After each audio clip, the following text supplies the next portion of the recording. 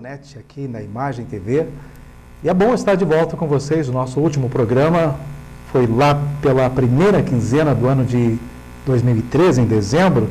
Estou até com saudade de vocês. Inclusive, esse programa de 2013, o último apresentado, está sendo reprisado no meu blog, e ainda eu fico assistindo e rindo ao mesmo tempo, porque a gente fica comentando o que vai ser no Natal, a expectativa de virada de ano e tudo mais. Mas logo, logo este programa vai estar já no YouTube, né? E aí o Miller, então, me ajuda nesse sentido, e logo vou poder substituir o paulochagas.net no meu blog também. Mas, enfim, um abraço especial para você. Que bom começar esse 2014, hoje, dia 22, e nós, até vocês devem estar estranhando, nós estamos começando o nosso programa numa quarta-feira, sempre era na segunda-feira às 19 horas, mas mais umas enjambrações do Miller aí me tiraram da segunda-feira, me transpondo para esta quarta. Não tem problema, para todas as quartas-feiras, então, vai ser o nosso encontro a partir de agora, às 19 horas. Então, eu não sei nem se digo para vocês boa noite, boa tarde, porque o calor é tão forte, eu estou aqui derretendo com um copo de água gelado, já tomei uns 2, né? Antes a Ingrid, inclusive, está por aqui com as filhas dela, já serviu para mim esses copos de água, porque é impressionante, né? Que nem radiador furado e quente, né? A gente não aguenta sem estar tomando água. Hoje eu acho que eu consegui tomar não 2 litros de água, como é o ideal para o corpo humano, eu tomei acho que uns 5, porque enquanto eu estava trabalhando hoje no jornal Vitrine, a garrafinha de água sumia em questão de 20 minutos. Eu perdi a conta de quantas garrafas de água eu tomei hoje.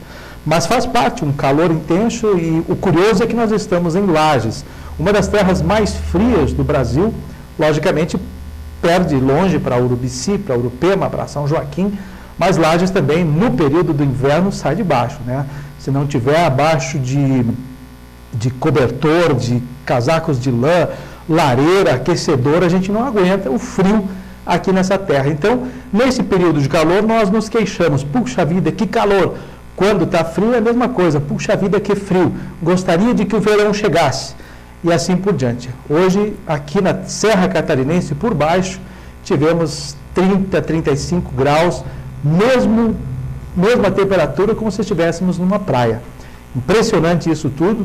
Mas a gente vai aguentando o tirão, vamos derretendo por aqui. Eu que costumo gravar ou apresentar meus programas sempre de terno, né, de gravata, casaco, nem pensar. Estou aqui de manga curta e ao mesmo tempo suando, né, derretendo, tomando água e assim por diante. Mas tá bom, feliz 2014 para todo mundo, obrigado por você estar ligadinhos. O primeiro assunto que eu quero abordar com vocês é até um pouco preocupante. Nós estamos acompanhando o desenrolar da organização da Copa do Mundo no Brasil, né? Todo mundo está. Desculpem eu ficar aqui me secando, né? Porque não tem outro jeito. Mas a Copa do Mundo do Brasil, e quando nós vivemos agora em 2013 a Copa das Confederações, todo mundo viu também que o Brasil deu uma virada, ou parte da população acabou criando uma enormidade de protestos e que realmente causaram uma preocupação muito grande no Brasil. Protestos não tão definidos, nem contra o que, talvez, não ficou muito claro. Mas era, na verdade, contra passagens de ônibus, contra a falta de emprego, baixos salários, o governo, os políticos, enfim, um apanhado de questões que levou, então, a estas manifestações no Brasil durante a Copa das Confederações. Muito bem. Analistas do futebol mundial já estão prevendo a possibilidade, vejam bem, no próximo mês de junho, na Copa do Mundo aqui no Brasil, uma onda de manifestos muito maior do que esta que ocorreu em 2013 na Copa das Confederações. Dizem que da Copa das Confederações foi um treino, foi um aperitivo desses manifestos. Portanto, é muito preocupante. Mas vejam bem o que tem de ligação política, talvez, com relação a esses manifestos, não quanto ao esporte. Embora muita gente vá com a justificativa de que os investimentos nos estádios foram mirabolantes, né? Muito dinheiro foi usado para a construção desses estádios, que podiam usar para hospitais, para a saúde, para a educação. Enfim, todas essas argumentações são usadas na hora do manifesto. Mas vejam, talvez o meu raciocínio, quero colocar para vocês, no que tange ao esporte e à ligação política. Muito bem. Se havia já na Copa das Confederações um protesto muito grande contra as ações governamentais, tanto dos estados quanto do governo federal, e claro, obviamente, a popularidade da presidenta Dilma Rousseff caiu, a popularidade dos governadores em todos os estados também caiu, mas logo em seguidinha que esses manifestos pararam, o que aconteceu? Principalmente a popularidade da presidenta da República, Dilma Rousseff, novamente se elevou. Então vocês imaginem o que deve acontecer na Copa do Mundo se esses manifestos realmente se incorporarem à área política. A quem então serão atribuídos esses manifestos? Ao governo federal, aos desmandos políticos, aos demandos parlamentares, aos desvios de dinheiro, enfim, a falta de melhor investimento na educação, ao problema das passagens de ônibus, a mais recursos para a saúde. Quais serão os argumentos para esses manifestos no Brasil? Pois bem, se forem eles políticos contra as ações governamentais, então subentende-se que a população brasileira, ou grande parte da população brasileira, estará contra as ações do governo e, entre aspas, tecnicamente, nas eleições de outubro, não vai votar para a presidenta Dilma Rousseff na reeleição dela. Então veja bem que contradição que as coisas podem ocorrer, um volume enorme de manifestos contra o governo, aí cai a popularidade da presidenta, terminada a Copa do Mundo, terminam os manifestos, vêm as eleições de outubro e vão eleger quem? A gente supõe que vão reeleger a presidenta Dilma Rousseff, ainda no primeiro turno. Então, de que vão adiantar esses manifestos e ao que vão atribuir esses manifestos durante a Copa do Mundo? Obviamente, eu não gostaria de estar dizendo isso, e não é porque eu que estou dizendo que vai estimular essa onda de manifestos, mas tomara que isso não aconteça, porque não vai resultar em nada politicamente. O mesmo manifestante que for para as ruas protestar contra o governo vai votar também na reeleição de Dilma Rousseff e tudo vai continuar na mesma coisa a partir de 2015. Ou estou errado? Muito bem. Esta é apenas uma colocação aí com relação à Copa do Mundo, que a gente está tendo esta preocupação e não poderia ser diferente, e infelizmente o Brasil se encaminha para isso, mas tomara, eu torço para que isso não aconteça. Nós estamos na iminência de começar o futebol catarinense. O campeonato catarinense começa neste sábado, com jogos no sábado e no domingo. E esses clubes de Santa Catarina, a gente vai acompanhar muito de perto o desenrolar disso. E a peculiaridade envolvendo o futebol catarinense deste ano é que nós temos aí 3 times do estado de Santa Catarina na Série A, na elite do futebol brasileiro. A começar pelo Criciúma, que por todas as dificuldades que passou, conseguiu se manter na Série A. Aí veio a Chapecoense com uma belíssima campanha na Série B e se manteve entre os 4 primeiros colocados desde a primeira rodada da Série B e terminou em segundo lugar, logo depois do Palmeiras. E aí, a surpresa maior, um time que estava desacreditado, o Figueirense, durante praticamente toda a competição da Série B, no ano passado, deu uma reviravolta, foi crescendo e acabou então conquistando mais uma vaga para os catarinenses e no futebol brasileiro da Série A. Ficando então de lado o Avaí e o Joinville, que eram os outros 2 que disputavam a Série B e não conseguiram.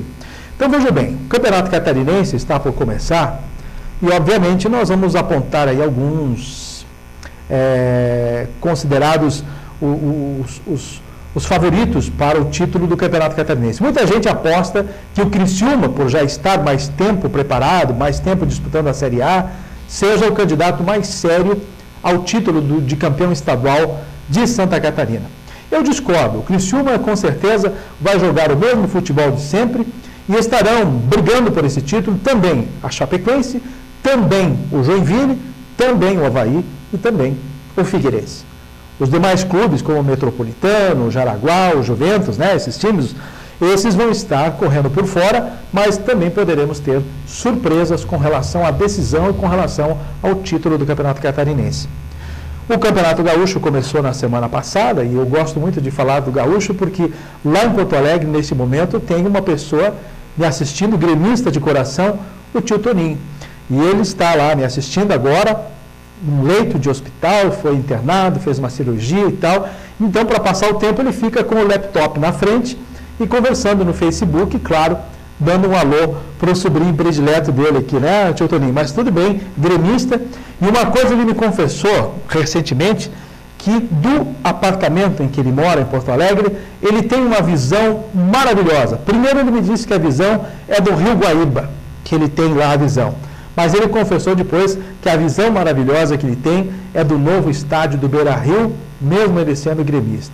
Então, eu fico feliz pelo tio Toninho estar se recuperando, né, de pós-operação, vendo esta miragem linda, que é esse visual lindo, que é o Beira-Rio, lá em Porto Alegre, vendo do apartamento dele. Ele disse que conseguia antes enxergar o Estádio Olímpico, mas agora não tem mais jeito, né? O Estádio Olímpico já não existe mais, ou vai deixar de existir, e ele consegue então só visualizar agora aquele vermelhão vislumbrante na frente dele, lá do apartamento onde ele mora em Porto Alegre. Ah, e por falar nisso, tio, se Deus quiser, fevereiro ou março, eu vou passar um final de semana contigo aí em Porto Alegre. Faz mais de 20 anos, ou mais, 25 anos, talvez 30, se não duvide, que eu não converso contigo tete a tete. Então, nós vamos bater um papo. Fica dado o recado. Então, pediu para dar o recado, está dado. Com relação ao nosso time de Lages, eu aproveito sempre começar esses meus bate-papos falando de futebol, coisa que eu entendo. Até estava contando aqui para a Ingrid e para o Milha, que eu cometi aí não foi insensatez, mas eu fiz uma coisa que pode, não sei o que vai dar lá na frente. Eu confesso para vocês. Eu me inscrevi no grupo de narradores para a Globo, para a Sport TV, o canal Campeão, aquela história toda. Eu fui narrador de futebol também, lá nos meus tempos de repórter e apresentador esportivo da RBS TV Chapecó. E, para quem não sabe, eu já passei, né, por grandes clubes narrando, como Cruzeiro, Palmeiras, a própria Chapecoense, grande clube, jogou contra o Internacional de Porto Alegre, jogou contra o Grêmio, já narrei jogos entre Portuguesa e Grêmio, Inter e Cruzeiro, Palmeiras e não sei mais quem, Botafogo, não me lembro mais direito, mas de qualquer maneira, Campeonato Catarinense eu narrava direto, inclusive jogos de vôlei, porque naquele tempo nós tínhamos muitas partidas de vôlei com o frigorífico Chapecó e também a Sadia de Concórdia, que tinham duas equipes no oeste de Santa Catarina, na elite do vôlei nacional. Então a gente estava lá na Liga Nacional de Vôlei, narrando esse tipo de futebol, de vôlei e de futebol, desse tipo de esporte. Então me credenciei. E a Globo aceitou, né, o Sport TV, a organização desse núcleo de narradores, aceitou minha inscrição. Daí para frente, só Deus sabe o que vai acontecer. Mas se tudo der certo, a gente vai. Se não der certo, continuamos aqui da Imagem TV, que não pedem nada para a Globo também, né, Amília? Então, frouxo, né? Tem isso. Tomar um golinho, né? Mas é mais ou menos assim. Então, falando do nosso Inter de Lages, o time agora teve a definição de quando vai disputar a segunda divisão. Não vai disputar antes da Copa do Mundo, vai ser depois da Copa do Mundo, mesmo período eleitoral praticamente, lá por setembro, outubro, em que o Internacional de Lages vai estar disputando a segunda divisão do Campeonato Catarinense. É meramente impossível o Campeonato Catarinense se desenvolver, até não seria tão impossível, mas de qualquer forma não vai dar tempo de organizar o campeonato da segunda divisão antes da Copa do Mundo, porque o Campeonato Catarinense de Futebol da primeira divisão, ele está bastante comprometido, digamos assim, através da articulação da federação e da transmissão da televisão e tudo mais. E a segunda divisão e terceira divisão fica então para outubro, setembro, outubro, depois das eleições, depois da Copa do Mundo e tudo mais. Então nós estamos aí, e isso tudo porque logo depois do Campeonato Catarinense começa o Brasileiro de Futebol, e aí tem ainda a Copa do Brasil, tem Libertadores, é uma porção de competições, e que isso então complica realmente a organização de outras competições menores. Mas tudo bem, podem disputar no período eleitoral, que não tem problema. Até vai ser bom para fazer a campanha eleitoral de muita gente aí se baseando ou se fazendo valer desses jogos do Internacional de Lages no estádio e distribuindo santinho. Vai ser bonito. Mas por falar em política, minha gente, eu quero entrar nesse assunto desde já. Para começar, Eliseu Matos retornou de férias nesta segunda-feira e eu disse no meu blog, também em colunas do jornal, que esse modelo de férias coletivas implantado pela Prefeitura de Lages, adotado pela Prefeitura de Lages, eu confesso para vocês que como cidadão, não como formador de opinião, como cidadão, eu não gostei. Porque a gente percebia, até pela necessidade de algum serviço junto à Prefeitura, havia muita dificuldade para que a gente conseguisse a reciprocidade do atendimento. Então, claro, os essenciais continuaram acontecendo, como pronto-socorros, a Secretaria de Meio Ambiente, o que mais? A distribuição de remédios, entre outras coisas menores. Mas o grosso mesmo do funcionarismo público, que precisava estar trabalhando, estava de férias. Então, talvez deva ser repensada essa questão das férias coletivas para um modelo de férias escalonadas. A cada 10 dias sai um grupo, a cada 15 dias sai o outro, e assim por diante, não deixa desguarnecido o serviço público do município de Lages. Então, eu creio que as férias coletivas para a população que ressente muito, e nós sabemos que nem 5% da população lagiana aproveita as férias viajando para o litoral ou para qualquer outra área, porque não há condições. Então, a grande maioria da população, 90% a 95%, fica realmente no município. E aí, então, férias coletivas na Prefeitura, e você sabe que como a Prefeitura é um dos principais órgãos articuladores da mobilidade do município, sem esta ramificação através da Prefeitura, realmente a cidade fica muito desguarnecida. E com a vinda do prefeito Eliseu Matos, reassumindo nesta segunda-feira os serviços, nós queremos crer que esta avaliação que já foi feita com o seu secretariado possa, quem sabe, nas próximas férias, agora em dezembro, haja uma reavaliação e uma remodelação no conceito de férias para o município. Eu sou muito sincero nesse sentido e eu não estou fazendo isso como uma crítica negativa. Pelo contrário, é uma crítica construtiva e eu acho que pode ser avaliada da melhor maneira possível. Se por acaso decidirem por férias coletivas de novo, eu vou novamente me posicionar contrário, porque eu acho que a população precisa de assistência, precisa de atendimento, enquanto que não pode se deixar a Prefeitura praticamente à deriva nesse período de férias. Logicamente, dezembro ali, na época do Natal e na virada do ano, praticamente nada acontece, é normal, então, uma liberação, um ponto facultativo do funcionalismo público, isso é bastante normal. Mas está legal. Seja, como eu digo sempre, brincando, bem-vindo, amigo Eliseu Matos, e sucesso, então, nesse ano de 2014. Tomara que você consiga readequar todos os seus planejamentos, porque é essa a forma que você trabalhou em sua campanha, com toda uma proposta de planejamento, de organização, de obras de começo, meio e fim, e, obviamente, nem tudo anda conforme a gente quer, e nem tudo acontece exatamente conforme se promete. Então, obras com começo, meio e fim, é preciso realmente reavaliar em tudo isso, mas o importante é um comprometimento.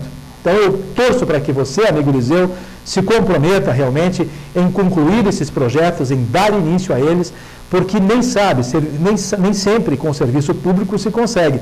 Você lida com terceiros, com pessoas e com empresas que às vezes não têm a mesma visão sua. No caso do Complexo Araucária, com a área de saneamento, você começou o serviço, todo ele bem propalado, bem divulgado, né? E de repente a empresa não teve condições de tocar e até agora, então, o Complexo Araucária está paralisado porque precisa fazer todo um processo de novo, de licitação, nova empresa e tudo mais, isso com dinheiro em caixa para executar a obra. Então, quando se depende de terceiros, meu amigo, principalmente no serviço público, é coisa de louco. E aí eu quero aproveitar um gancho.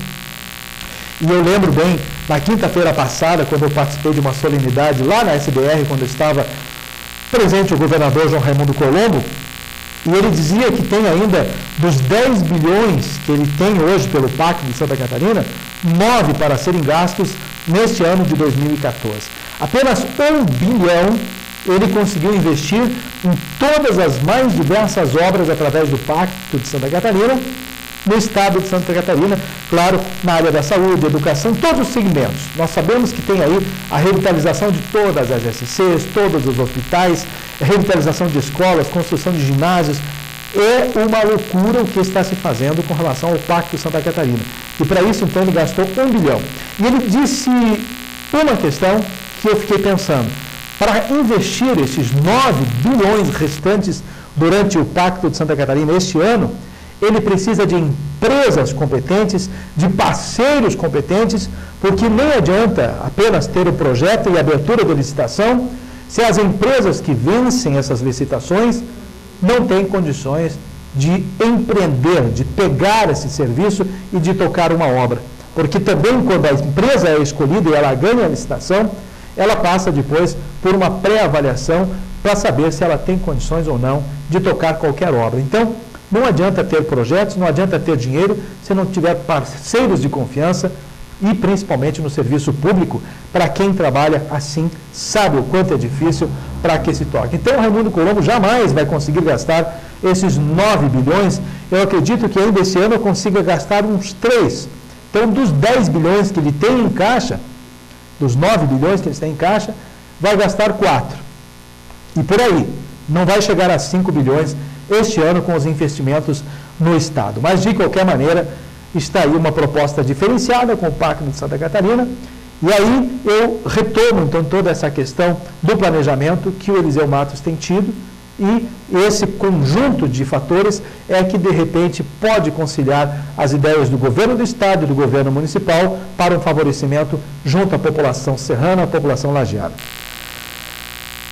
Por falar em Raimundo Colombo, já deixando o Eliseu Matos de lado, falando de Raimundo Colombo, nesta sexta-feira ele se reúne com o Gabriel Ribeiro num determinado lugar aqui no município de Lages para uma confraternização com o futebol, com tranca, com a imprensa e tudo mais, e de repente vai rolar até um churrasquinho. Ruim, né? Mas de qualquer maneira, nós aqui apoiamos sim Raimundo Colombo. Quem em Lages não apoia o governador da casa? Nós temos que abraçar esta causa, independente de partido, independente de quem seja esta pessoa. Tchau para vocês, as visitas estão indo, até agora me aturaram, mas agora não aguentam mais. Que bom. Que bom que eles se livraram de mim, né? Mas tudo bem.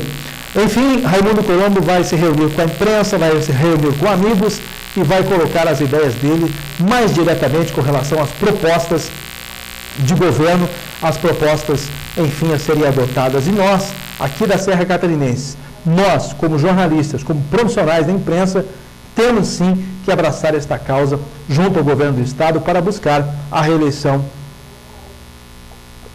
de Raimundo Colombo. Eu estou nessa sim, porque não seria diferente a minha colocação de estar fora. Eu estava dizendo antes que, independente de partido, poderia ser o nosso governador de qualquer sigla partidária, eu iria lutar para que ele se reelegesse, porque eu teria de Lages, da região serrana, um governador por mais 4 anos. Então eu vou torcer exatamente para que Raimundo Colombo se reeleja e nós o tenhamos por perto mais 4 anos. Tenho certeza que vai ser muito bom para nós lagianos, para nós serranos, para nós de toda essa região e principalmente o Grande Oeste de Santa Catarina e tudo mais. E eu vejo dessa forma e pronto. Então você que é de Lages, que tem a intenção de votar para outro, fique sabendo que se o Raimundo Colombo não vencer essas eleições, você vai ter que pegar o seu pirizinho e ir lá em Chapecó, ir lá em Florianópolis, ir lá em Joinville, ir lá em Criciúma para acompanhar o seu governador. Não é por aí? Então, infelizmente, a gente tem que dizer essas coisas, são verdades, e infelizmente tem que dizer. Nós temos que tocar nessas feridas, porque muita gente está falando mal do governador, pode falar mal, mas no dia do voto, vote nele, porque bem ou mal, ele é um governador nosso, governador da nossa casa, e nos representa. Se ele, o momento que nós não tivermos mais Raimundo Colombo, não adianta mais chorar pelo leite derramado. E olha que se ele se reeleger, serão só por mais 4 anos. E depois, quantos e quantos anos, talvez, nós possamos ter de Lages um novo governador, não sabemos. Em vida, talvez, só do céu para a gente enxergar o futuro governador. Porque a gente não vai viver para ver um outro governador de Santa Catarina. Claro, eu, pelo menos, pessoas da minha idade. Mas os mais jovens, quem sabe, daqui uns 40, 50 anos, possam ver um novo governador de Lages. É mais ou menos assim, então tem que dizer essas coisas, porque eu fico estupefato, fico abobalhado e fico até indignado com posições de pessoas com relação à presença ou à pessoa do nosso governador. Pode, então, de qualquer forma, falar, mas, de qualquer maneira, eu acho que nós temos que dar esse apoio. Com relação aos partidos, eu quero fazer uma análise um pouquinho, não tão criteriosa, mas uma análise mais simplificada de cada um deles. Vejam bem, o Partido dos Trabalhadores, e olha que eu tenho um grande amigo dentro do partido, Cláudio Vinhati, aliás, tenho outros grandes amigos dentro do Partido dos Trabalhadores. O Vinhati eu conheço há 30 anos também, quando eu o conheci ainda garoto lá em Chapecó, quando ele era apenas servidor público municipal.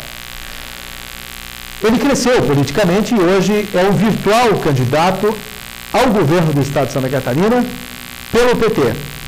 Em hipótese nenhuma, o PT carrega a ideia de se aliar ao PSD e ao PMDB numa grande aliança partidária, suprapartidária, para as eleições de 2014, agora em outubro próximo.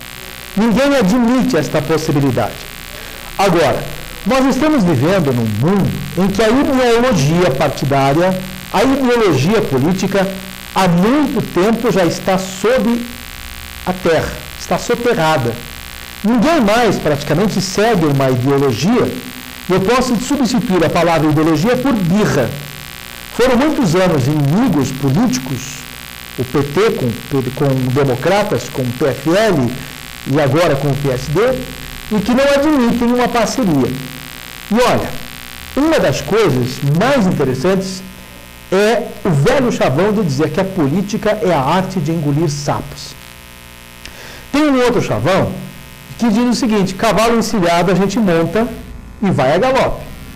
Pois o PT está deixando passar um cavalo encilhado de começar a se aproximar de um governo e de começar a fazer parte de um governo do estado de Santa Catarina, porque o PT até agora em Santa Catarina nunca conseguiu ser governo nem aliado.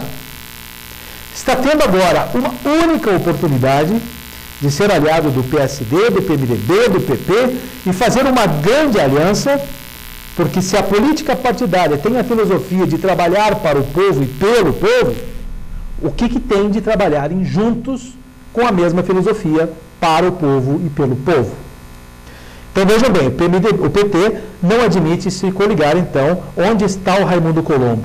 Então não é contra a sigla PSD, é contra a pessoa de Raimundo Colombo que eles aprenderam a ser contra em todo esse processo político de muitos anos.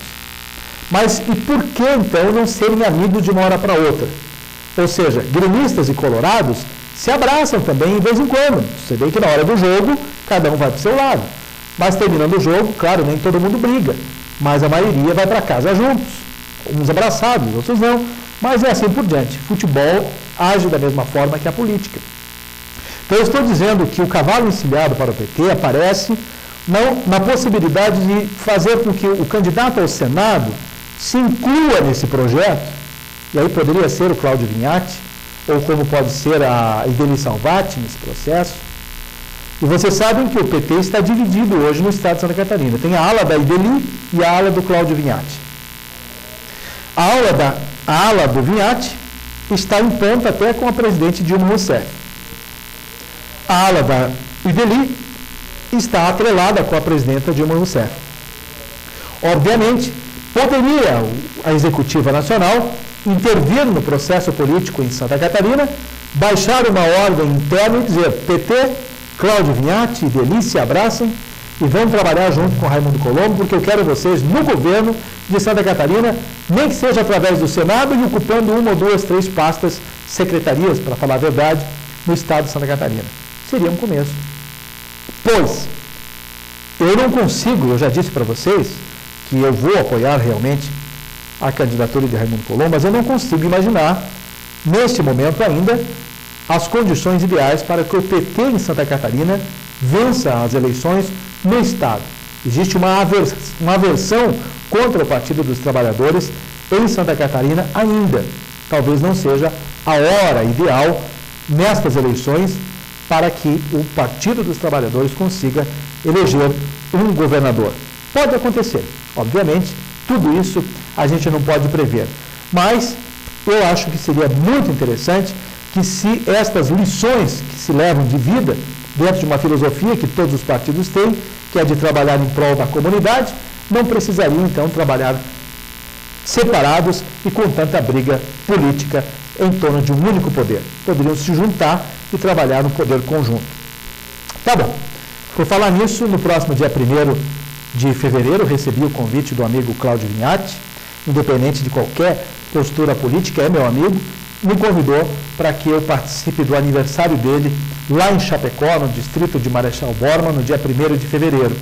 É muito complicado a gente sair de Chapecó para ir, aliás, sair de Lages para ir até Chapecó, participar do aniversário do amigo. Mas a gente vai, pelo menos, se manifestar, já está, inclusive, postado no blog o convite, e a gente vai se manifestar parabenizando o amigo Cláudio Vinhati. Independente de qualquer coisa política, o importante é que a nossa amizade permanece, tanto com o Cláudio Vinhati, como o José Fritz e outras pessoas ligadas ao PT, que eu conheci já há muitos e muitos anos na boa terra de Chapecó.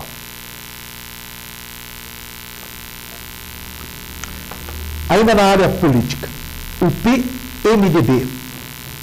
O PMDB está cobrando uma posição diferenciada do governo do Estado de Santa Catarina, mais diretamente do governador e do PSD,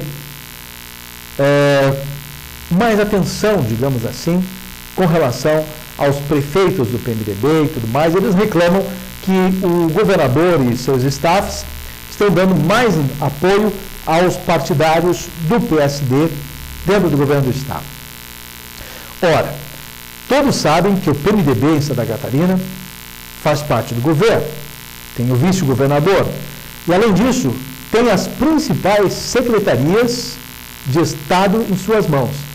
A maioria dos contratados, dos funcionários ligados ao PMDB, tanto efetivos quanto simplesmente contratados, através dos convites partidários, o PMDB tem a maioria absoluta dentro do governo. Então, praticamente controla a máquina administrativa, embora o comando seja de Raimundo Colombo. Nesse caso, eu vejo 3 pessoas, basicamente, ou 2 pessoas, que comandam esses partidos. Raimundo Colombo e Luiz Henrique da Silveira, pelo PMDB, e pelo PSD, Raimundo Colombo. Para mim, são essas 2 pessoas quem vão decidir o futuro desta coligação, se mantém ou não a Tríplice Aliança em Santa Catarina. Mas toda esta briga que antecipa as eleições faz tudo parte de uma estratégia para conquistar. São barganhas que depois se tornam em negociações e depois todo mundo diz, puxa vida, decidimos então nos acertar porque achamos que a melhor ideia é ficarmos juntos. Logicamente, de agora para frente, são muitas as negociações, muitos os interesses, muitos os conchavos, muitas as decisões que vão pôr em prática depois a consolidação da Tríplice Aliança e da conjunção de outros partidos se aglomerando nesse processo. O PP, Partido Progressista, já definiu o seu apoio a Raimundo Colombo. Digamos que hoje o PMDB rompa com o governo, vejam que situação embaraçosa. O PMDB é governo. Vai romper de que jeito? Tem o vice-governador. Vai dizer o quê, digamos assim, se lançar o candidato próprio às eleições ao governo? Aí vocês imaginem num debate, Raimundo Colombo e um candidato do PMDB, lado a lado, e num debate, o outro candidato de uma outra ala, o próprio PT, por exemplo, deitaria e rolaria nas costas desses candidatos, porque o que é que eles vão dizer, ou melhor, o que o PMDB vai dizer para o eleitor, qual a justificativa a ser dada para o eleitor, dizendo que agora eles são oposição a Raimundo Colombo e vamos buscar uma candidatura própria. Então, é hoje praticamente inviável, é totalmente inviável o PMDB indicar um candidato ao governo do Estado de Santa Catarina. Essa conversa de que é importante ter candidatura própria e que não sei mais o quê, é tudo balela para barganhar questões futuras de poder. É só isso que vai acontecer. Então, não acreditem que o PMDB vá ter o seu candidato próprio ao governo do Estado, porque estaria completamente perdido numa campanha eleitoral, sem argumento nenhum para justificar a candidatura. Vocês vão ver como vai estar Paulo Bauer, do PSDB, os tucanos. Paulo Bauer vai estar perdido, ele optou em ser candidato ao governo do Estado de Santa Catarina, e é governo também, gente. Faz parte da Tríplice Aliança. E, obviamente, agora em fevereiro, março, mais tardar em abril, se o ninho tucano não desembarcar do governo do Estado de Santa Catarina, estará usufruindo da própria máquina para trabalhar contra ela e, ao mesmo tempo, usufruindo da máquina. Eu quero ver muito exatamente o que Paulo Bauer vai usar de argumento para dizer qual a plataforma dele de governo que ele ajudou a construir até agora, junto com o PMDB, PPS, Raimundo Colombo, do PSD e tudo mais. Então veja bem que coisa mais complexa que está a nossa campanha política, que está se aflorando neste momento. Então, a única oposição que teremos, se tiver, vai ser essa do PT. O candidato do PT, que vai ter pelo menos um monte de coisas para dizer, porque eles sempre foram a oposição e não vão fazer parte, não tem o que esconder. Então, basicamente, vocês imaginem qual vai ser o acerto político para que isso aconteça. Então, o PMDB vai estar coligado com o PSD, o PP também, né, o Partido Progressista, já está coligado, formando a Tríplice Aliança. O PPS, que era de Fernando Coruja, agora é de Carmen Zanotto, já está também acertado. Então não duvidem se um pouquinho mais à frente, depois de toda essa conversação do PT em lançar a candidatura, o PT também não se alie a uma grande frente partidária e tenhamos apenas 2 candidatos ao governo do Estado de Santa Catarina, pode ser que surjam outros nanicos, mas Paulo Bauer, Raimundo Colombo contra uma frente poderosa nessas campanhas políticas. E, além disso, logicamente, apanhados de bastidores, dão conta de que está muito bem alinhavada a reeleição de Raimundo Colombo para o pleito de 2014. Então, são coisas que a gente vai aguardar, é claro, tem muita água para rolar embaixo dessa ponte, muita manga para se fazer essa camisa, como o pessoal diz, mas a política ainda vai nos reservar algumas surpresas. Eu quero cair no assunto das candidaturas na região serrana dos nossos deputados estaduais. Em primeiro lugar, eu quero parabenizar a região oeste de Santa Catarina, que consegue, em todo esse processo eleitoral, eleger um grande número de deputados estaduais e federais. Eu fiz as contas no início de 2010, quando assumiram os candidatos, eram 12 ou 13 políticos eleitos na região do Grande Oeste. Isso do meio oeste até o extremo oeste de Santa Catarina, o Grande Oeste envolvendo toda essa região. 12 ou 13 candidatos. A nossa grande Serra Catarinense elegeu, mal e porcamente, um candidato. Elegemos Eliseu Matos, ficamos com um suplente, né, o Arnaldo Moraes, e só. E ainda perdemos o deputado quando o Eliseu se elegeu a prefeito no município de Lages. Então ficamos sem ninguém. Aí o pessoal diz, mas temos o governador de Lages. Tendo o governador de Lages, não precisa mais nada. É a nossa maior representatividade. Eu já falei sobre isso aqui. É pura balela. O governador é de todos os catarinenses. Ele apenas nasceu em Lages, tem um carinho especial por Lages, dá uma atenção especial para a Serra Catarinense, dá. Mas ele tem que cuidar de ponta a ponta do Estado de Santa Catarina. Mas para isso nós precisamos de representantes, de políticos mais efetivos, eleitos, para que possam trabalhar os interesses da representatividade política da nossa região. A indignação que eu estou tendo, e todo mundo conversa nas ruas, e infelizmente nós não vamos ver em prática ou na prática tudo isso, porque vamos ter aí 9, 10, 11, 12 candidatos a deputados estaduais aqui na Serra Catarinense, um verdadeiro absurdo. Nós vamos ter verdadeiros pangarés que estarão disputando as eleições apenas por um interesse de criar um vínculo de conhecimento dentro da região para plantar algo futuro. Ou seja, começa agora ganhando 2, 3 mil votos, na próxima eleição ganha mais uns 6 ou 7, e quem sabe daqui uns 12 anos possa ser eleito deputado estadual. Joga dinheiro fora. Não sei quem é que financia tais candidatos sem a mínima chance de concorrer. Logicamente, eu não vou aqui citar o nome de A, B, ou C ou D, que tem maiores condições de serem eleitos nestas eleições em 2014. Mas, infelizmente, não existe hoje, além da opinião pública ligada aos formadores de opinião, nós, e a população de modo geral, não existe mais nenhum segmento suprapartidário ou apartidário, como alguma entidade, pensando em fazer uma campanha como era feita antigamente. Serrano, vota em Serrano, eleja só quem, vote em quem tem condições, não vote em paraquedistas, entre outras sugestões que a gente pode trabalhar na campanha.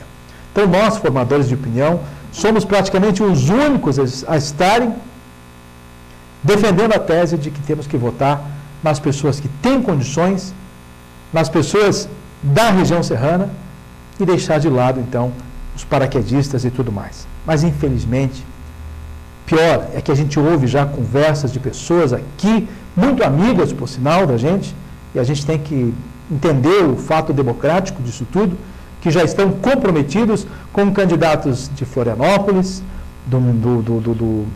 da região de Joinville, da região de Criciúma, e nem um mínimo comprometimento com os candidatos da nossa região. Então, tudo isso dói, porque nós estamos na iminência, gente, de não eleger nenhum candidato a deputado estadual, nenhum. Se tivermos realmente concorrendo esses 11 ou 12 que estão aí se pastelando, dizendo que serão candidatos a deputados estaduais. Não é? Então, nós vamos correr esse risco enorme de não eleger nenhum, ou quem sabe mal e porcamente, e o nosso sonho era ter 2 ou 3 candidatos a deputados estaduais e pelo menos um federal, porque um federal nós temos condições de fazer aqui na Serra Catarinense e não mais do que um federal. E o oeste do estado, o grande oeste do estado, tem senador, tem deputados estaduais, federais, tem secretários regionais, tem secretários estaduais. Quer dizer, o poder de representatividade do grande oeste é igual ao da capital, é igual ao da região de Joinville, é igual ao da região de Criciúma. Nós, do Planalto Serrano, amargamos realmente esta falta de representatividade. É um dó, não é? A gente acaba sofrendo com relação a isso. Deixa eu falar rapidinho desse problema das estradas, das SCs aqui entre Lages e Otacílio Costa, né, 282 até Otacílio Costa, da 116 até Campo Belo do Sul, que está um problema seríssimo com relação aos buracos. É preciso uma providência imediata para que sejam tapados esses buracos, até porque a gente não quer noticiar nenhum acontecimento fatídico de algum acidente nesta rodovia, porque os buracos já não são pequenos, são grandes panelas, perigosas para o trânsito, e por favor, você que viaja nessa região, não vá à noite, porque à noite você não vê, e principalmente em dia de chuva. Mas a boa notícia com relação a isso foi que chegou hoje para a gente numa informação de que o secretário Gabriel Ribeiro esteve ontem conversando com alguns outros colegas secretários na capital de Florianópolis e garantiu recursos. E agora, já a partir de fevereiro, nós estamos no dia 22, a partir de fevereiro, vão contratar algumas empresas terceirizadas para fazer esse trabalho paliativo que é nessas rodovias, nas SCs, para tapar esses buracos perigosos hoje, porque não dá para esperar a revitalização dessas estradas no total. A empresa que trabalha a revitalização, pelo que eu sei, teria a obrigação de também tapar esses buracos, porque teria condições para isso, mas ela está centrada no foco de fazer a revitalização e não teria esse tempo, não poderia desperdiçar maquinário tapando o buraco, coisa paliativa, e deixar a obra atrasada. Então, são muitos os argumentos em cima disso,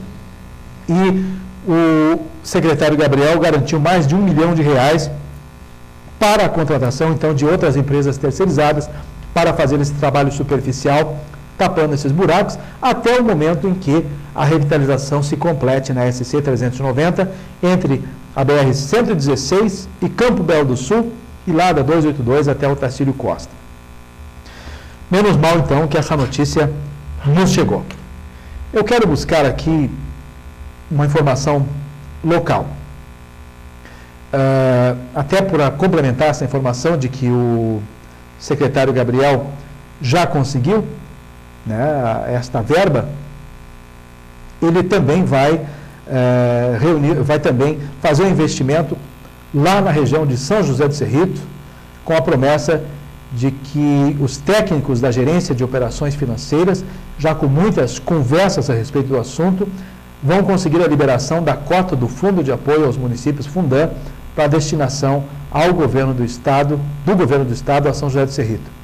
E esse dinheiro, a Prefeitura vai aplicar, são cerca de R$ 2 milhões, no asfaltamento do acesso norte da cidade de São José do Cerrito, que é uma via de 1.800 metros que liga até a BR-282 ao centro do município, lá em São José do Cerrito. Então está aí uma boa notícia, a licitação já pode ser lançada e o prefeito Arno Marian está comemorando aí, já que o edital poderá ser publicado em breve, principalmente a partir dos primeiros dias do mês de fevereiro. Então, São José do Cerrito contemplado com essa verba, e ainda foram financiados outros 500 milhões junto ao BRDE, do montante de 20 milhões que já estão disponíveis para 12 municípios da SDR. Para ter acesso, então, a esses recursos, as prefeituras precisam apresentar projetos. Raimundo Colombo tem dito que sem projeto não tem condições. Então, dinheiro em caixa o governo do Estado tem de sobra.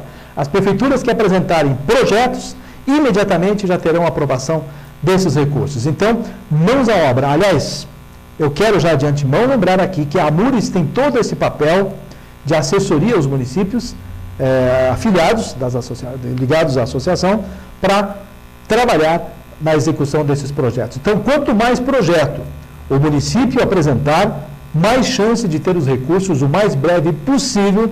Então, está aí uma alternativa e a AMURES tem a chance de trabalhar e apoiar estes municípios. A chance não tem, o dever de apoiar esses municípios através desses projetos. Quero buscar rapidamente mais algumas informações postadas no nosso blog no dia de hoje, e isso reflete uma preocupação, pois hoje foi encontrado um foco da dengue, do mosquito Aedes aegypti, aqui no município de Lages, e isso é uma preocupação muito grande, porque Lages, embora não tenha uma característica, não tenha um histórico de contaminação de dengue, ninguém em Lages foi contaminado até hoje, não deixam de lado o cuidado nesse sentido. O Centro de Zoonoses está toda hora buscando, então, trabalhar nesses focos da dengue, e hoje, de 2014, foi encontrado o primeiro foco. O alerta sempre é para que as pessoas não deixem água parada. E isso vale para todo o Brasil, e nós sabemos que Santa Catarina, algumas cidades estão sofrendo demais com contaminações através do mosquito da dengue. Caso de Chapecó, Florianópolis. Muito não se fala nisso tudo para não causar um alarme e uma preocupação mais grande por parte da população.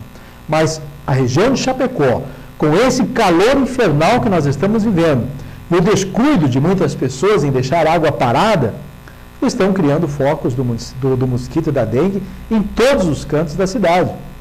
Embora toda uma campanha, todo um trabalho desses técnicos, desses fiscais, que esteja acontecendo em todos os municípios do estado de Santa Catarina, infelizmente tem parte da população que não se liga nisso e não está nem aí, fica colocando vasos de flores, deixam a água parada e tudo mais. Enfim, mas de qualquer maneira, o Centro de Zoonoses aqui de Lages já disse que não há motivo para preocupação quanto ao fato de ter encontrado este foco do mosquito da dengue aqui no bairro Guarujá, porque ele é muito pequeno e já está sob controle.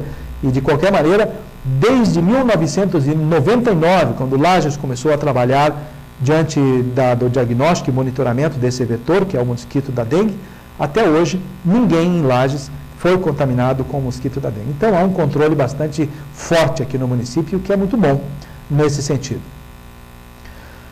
O que mais que nós temos de interessante para ser colocado? Eu coloquei uma nota muito interessante, e até fiquei rindo depois que coloquei, dos pobres, dos mensaleiros, que estão fazendo campanha através da internet, campanha para doações para pagarem as multas, que o Tribunal de Justiça acabou impondo a esses mensaleiros para pagarem as multas. Vejam o caso de Genuíno, que teve uma multa de quase R$600 mil, pois em menos de uma semana ele lançou a campanha dele na internet e recebeu milagrosamente mais de 600 mil. Sobraram 90 mil reais até para ele gastar talvez em churrasquinho, porque daí sobrou, além do valor na conta dele que ele abriu, para pagar a multa imposta pela justiça, né, para esses mensaleiros. Então, pobre do Genuíno, gente. Vocês imaginem o quanto é fácil, né, fazer uma campanha dessas aí para pagar a multa desses mensaleiros, e na verdade já são marginais, são pessoas devidamente condenadas, são bandidos de colarinho branco. Não diferem dos demais bandidos só porque estão no alto escalão. Vieram do governo, vieram de grandes partidos, mas são bandidos como qualquer outro, estão presos. Apesar de ter um monte de prerrogativa de poder sair para trabalhar, todo preso também tem condições de sair para trabalhar desde que ele consiga emprego. Mas o pobre, né, como é que vai trabalhar? E ele, o pobre, automaticamente já não pode soltar, porque muitas vezes a cabeça deles não ajuda, já acabam fugindo. Esses aí não podem nem fugir porque a notoriedade da presença deles é muito maior, o foco da mídia é muito grande. Mas um preso comum, obviamente, não dá para soltar ele, para ele trabalhar, porque no outro dia ele não aparece na cadeia de volta, não vem posar. Né? Até no indulto de Natal, alguns bonzinhos, entre aspas, são soltos e não voltam mais, imagine um outro presidiário. Mas esses aí estão tendo um monte de prerrogativas, e agora não duvidem que os demais, o Carlos Dirceu, o Delúbio, o Soares, também façam uma campanha apelativa a você, povo inocente, de doar o seu dinheirinho para que eles paguem a multa deles. Vocês imaginem, coitados, da onde que vão tirar dinheiro para pagar a multa? Vocês imaginem, né? Devem ter dinheiro espalhado por esse Brasil, em bancos, em toda, aliás, nesse Brasil, em bancos de diversos lugares desse mundo, dinheiro sobrando até não querer mais. Agora imagine, se você fosse fazer uma campanha para salvar a vida de uma pessoa, de uma criança, de qualquer outra pessoa, a dificuldade que é para alguém ir lá no banco e depositar um dinheirinho. Agora, em menos de 3, 4 dias, o homem levantou aí mais de 600 mil reais. Então eu escrevi, pobres dos mensaleiros que não têm dinheiro para pagar as suas multas. Eu falei aqui uma questão interessante, antes eu já abordei o assunto do Paulo Bauer, e ontem, conversando com um amigo dentro de um supermercado, que é tucano, inclusive, ele me perguntou sobre a candidatura, o que ele acha, o que eu acho da candidatura do senador Paulo Bauer. Eu disse, olha, Paulo Bauer está na posição mais tranquila do mundo. Ele sabe que não vai ganhar as eleições, mas ele vai ser candidato. Aí ele arrebanha todo o seu grupo de parceiros dentro do estado de Santa Catarina, ele obriga a todos os demais parceiros que hoje são empregados na ala governista a deixarem os cargos, desemprega todo mundo, e o que acontece? Todo mundo vai para a campanha dele. Ele não se elege, como está previsto, dificilmente vai se eleger, mas na boa ele fica. Porque ele não se elege, o que acontece? Ele volta para o Senado porque ele tem mais 4 anos para cumprir como senador, não é? Agora, você que hoje, esse carinha que falou comigo ontem, é empregado dentro do governo porque ele é tucano. Ele é um que vai perder o emprego e que vai ter que desembarcar. Né? E eu vou ficar sem emprego, não vamos eleger o nosso senador, e depois? Aí o Raimundo Colombo, digamos assim, que se reeleja, se nós estivéssemos ou ficarmos com Raimundo Colombo esse ano, e nós reelegermos ele, nós vamos ter a garantia de pelo menos mais 4 anos de emprego garantido do governo do estado de Santa Catarina, junto com os tucanos, com o PMDB, com o PP e com todos os demais partidos. Mas assim, nós vamos nos despedir do nosso emprego, não do governo de Santa Catarina. Veja só o que ele me disse. Vamos nos despedir do emprego agora em fevereiro, porque nós temos que deixar o cargo e apoiar a candidatura de Paulo Bauer. E ele, muito bonzinho, volta para o Senado, empregadinho, depois de outubro, e nós a ver navios. Foi um tucano que me disse isso. Então, gente, a política realmente tem coisas muito curiosas para se dizer. Mas, gente, muito obrigado. Nós estamos encerrando. Teria mais coisas para dizer para vocês, mas acho que já falei demais, vocês me aturaram demais por hoje. Quero deixar meu abraço e dizer para vocês que na próxima quarta-feira, já deixar encontro marcado às 7 da noite, para que a gente possa, de novo, trocar mais informações. E este ano eu prometo algumas novidades. Eu estou pensando em algumas coisas aqui no nosso programa paulochagas.net, na Imagem TV, mas isso fica para um pouquinho mais à frente. Deixa eu ajustar essas coisas que a gente vai começar a contar para vocês, tá bom? Um grande abraço, então, e até a próxima semana.